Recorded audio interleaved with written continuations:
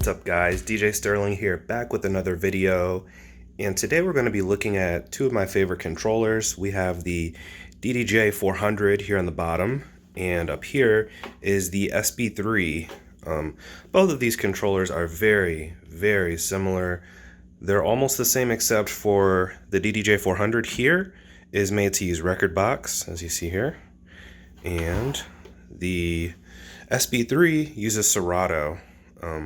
Besides that, there are actually a lot more differences once you get into some of the features, but just looking at them, they're nearly identical. The SB3 is about half an inch taller. Otherwise, if you put it on top of the DDJ-400, it looks almost the exact same size, the same weight, same layout.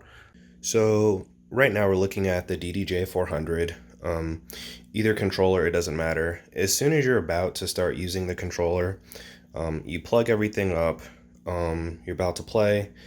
This is always the first thing you should do, in my opinion.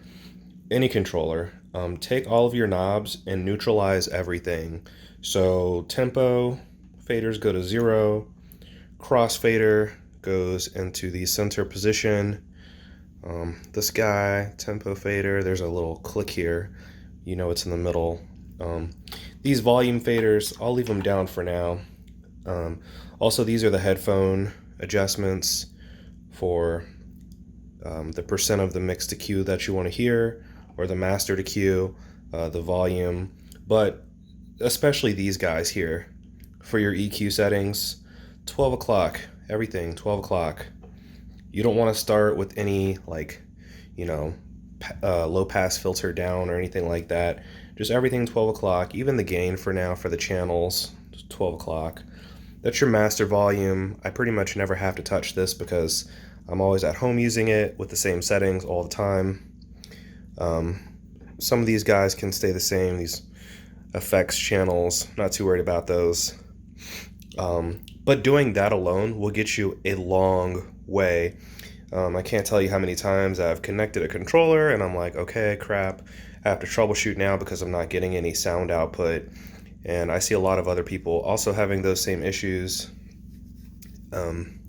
So that's always step number one, is before you start using your controller for the first time, like of the day, neutralize all of the settings, the encoders, the faders, and then so this is the back of the KRK Rocket 5.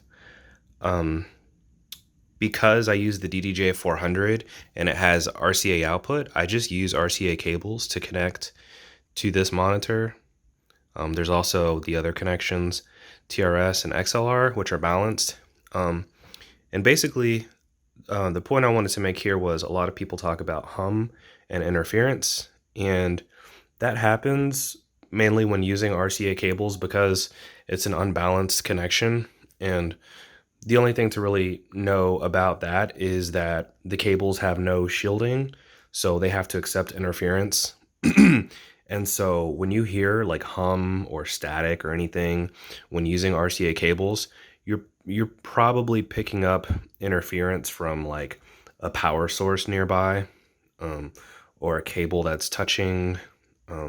And so what you should do is just simply add a hum filter between your controller and your monitor, and that will clean the signal that goes to your monitor, and then you don't hear any of that hum anymore. So this is the hum filter that I use. Try and get that to focus. I got this off of Amazon for maybe 30 or 40 bucks new, and basically I just have a pair of RCA cables going in, and then, you know, the signal gets cleaned up in the unit, and then RCA comes back out. And so you will probably need to buy an extra pair of cables. I have this really short cable. So these actually, I actually plug this into an audio interface too, but you basically plug one end to your DJ controller, and the other end would go to your monitors. And so that's where this other cable goes. And that will get rid of any of the hum sounds, any static sounds. So That's how it looks.